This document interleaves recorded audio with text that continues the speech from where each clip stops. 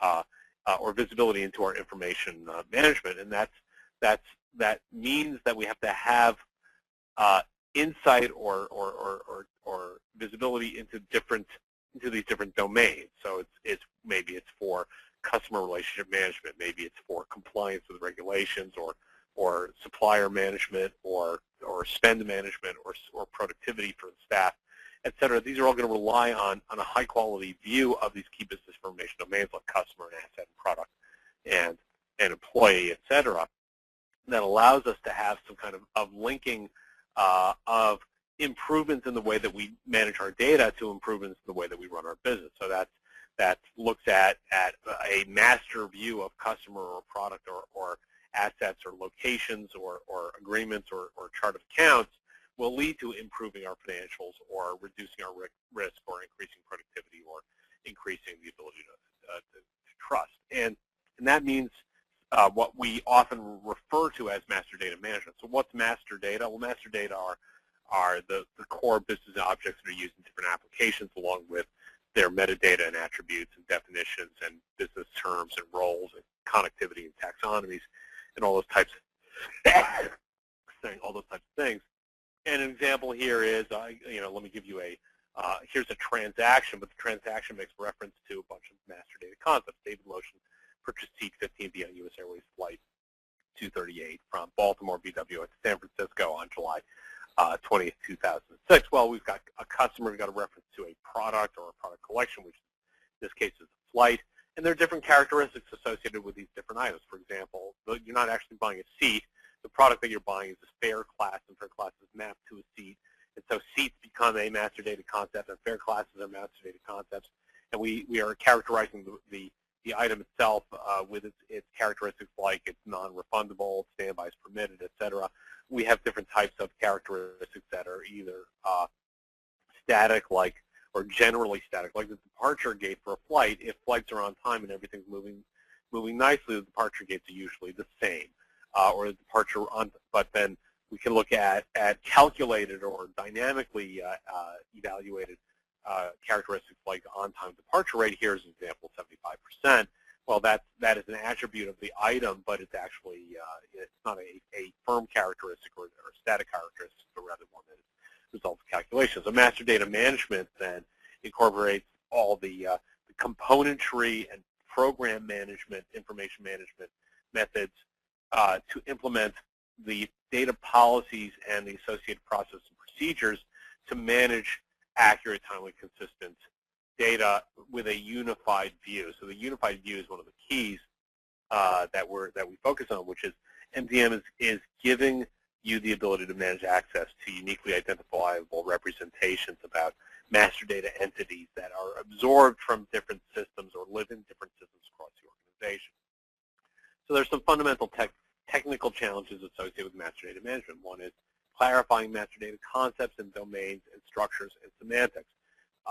As an example, if you ask the question, what is a customer, you can get way different answers depending on who you're asking. We're going to take a look at that in an example of that in a minute. Entity classification, what are the entities and how are they, what are the roles that they play within the organization, standardizing reference data domains and other things like, for example, units of measure, and then unique identification and data instance similarity analysis, which allows me to determine whether two representations are actually referring to the same core object in real life. So let's look at this in a little more detail.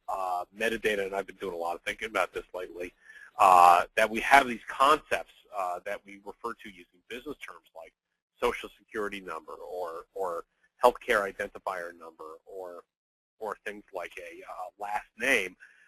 These are business terms, and we use them so frequently that we forget to actually define them. But because of that, their definitions start to migrate from a single definition to multiple definitions. So we can use a metadata approach to understanding what the business terms are, how they're being used, what their definitions are, how they're mapped to data element concepts, how those data element concepts are actually manifested as data elements within a representation somewhere, and be able to look at what the relationships are across all these different things, so that we know that if we're asserting certain types of constraints or policies relating to certain types of validity for controls, et cetera, for data, that we know how we can map it from the concept all the way to the actual instance where the data element lives within one or more applications. So that's one of the technical challenges, is being able to get that visibility into metadata and how that maps into what I like to call chain of definition. Another one is this whole differentiation of entities and roles. I mean, when is a customer not a customer? Well, let me give it a quick example. I used to work for a bank. When I worked at the bank, they insisted that we maintain all our accounts at that bank, which meant that I was not only an employee of the bank, I was actually a customer of the bank as well. So if I were to live in a customer data set and an employee data set, I would be in that master data set multiple times, which violates the whole concept of having a master data set. So what we start to look at is what are the relationships that exist from the entity perspective, what are the characteristics associated with the entities as entities for identification purposes, as opposed to entities playing a role and identification of the entity playing that particular role. So for example, an individual might be a customer. The individual, him or herself, might have blue eyes, and that is an attribute associated with the individual, but that individual might have, as a customer, might have a customer account status of a preferred status. That's not associated with the individual, but rather with the individual acting the role of the customer. We start to have to look at modeling issues and how to put together a conformed model that is usable by multiple applications downstream, so that we don't get confused across the different ways that the entity could exist within the environment. And we have to look at semantics, right? So here's a question. What do we mean by employee hire date? Well, it could be the date that the prospect or the candidate accepted an offer. It might be the date that the employee offered the position. It might be the first day that the employee came to work. It might be the first day that the employee got paid. It could be an employee who used to be an employee, then left, and then came back. Is that employee, what's the hire date? Is it the first date? Is it the second date? Do we have to maintain more of them? And if you change the definition, it's going to change the way that you could perceive the results of aggregating the data into a single representation. Another issue is the whole question of the degree to which we've got different characteristics associated with our core entity. So, if you do if you know anything about screws, you might realize that there's I just got a small number of different characteristics that are associated with the screw. You've got thread direction, body diameter, the shank length, the head shape, and even as head shape, you've got a bunch of different types. And each of, in fact, this can be broken down into yet another hierarchy. And we've got the ability to differentiate between two different types of an entity based on descriptions and even its name. The problem is that if we have all sorts of different non-standard ways of abbreviating these things, we end up with lots of different representations, many of which might refer to the same or similar thing. So, sometimes it may say steel slotted, another one that might say slotted steel. Sometimes it might have the measurements before, sometimes after the name string. Sometimes it's hexagonal, sometimes it's hex head. We've got all sorts of different representations, and we need to be able to resolve those if we want to be able to absorb them into a single data set, as well as be able to do our classification. And here's a concept here, is that when we want to be managing our master data, especially with things like products, we need to classify those things. Here's an example. I get this string, 1/4 double quote metal LTHR fill, and I have to push that through a classification service that's going to tell me that's a screw. Well, here's what actually happens, is that I'm using a knowledge base to map that into abbreviations that are going to be expanded out to tell me that it's a 1/4 inch metal left threaded Phillips screw, and that I happen to know that when I look that up in yet another table, it tells me that that's a screw, which allows me to go to my matching service, that when I actually have an operational process and gets maybe from 15 different suppliers of screws, there are different types of items that are available in the catalogs, and I want to make sure that those things can meet my manufacturing needs, as well as the corporate ability suppliers' ability to deliver to me what I need when I need it.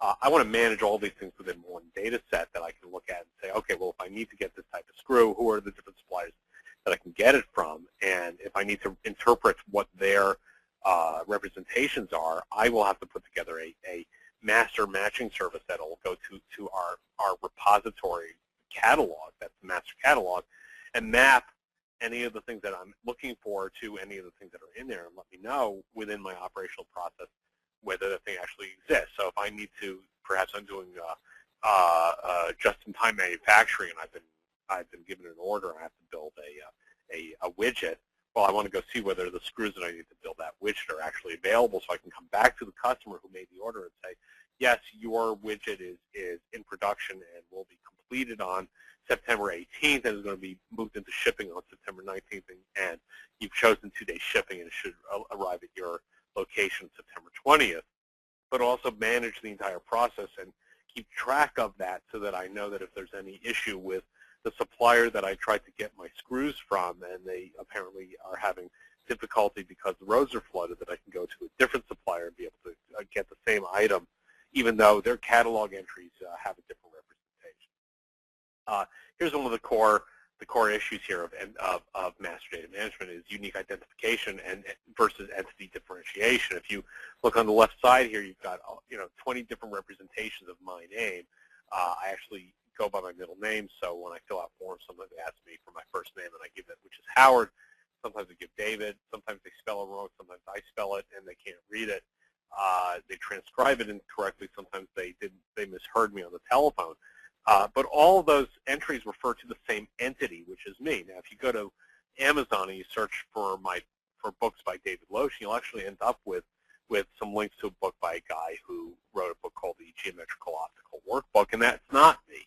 That's somebody else, and I don't think I even look like that guy, and I've never met him, but he and I have the same name. So in this case, we've got this core problem, which is I've got multiple representations, but all referring to the same entity, as opposed to two different entities that share the same representation. And I want to be able to resolve this through identity search and resolution, which are the services that allow me to seek for matching records in a master index that represent the queried object. So let's say I'm looking for, this is actually wrong, but it'll come back and find it within the data set and find one that matches and return that back out to the calling application to say, you know what, we actually have something that does seem to match that. Is this the person that you're looking for? And that may be different depending on whether I'm pulling it from one original representation or a second original representation.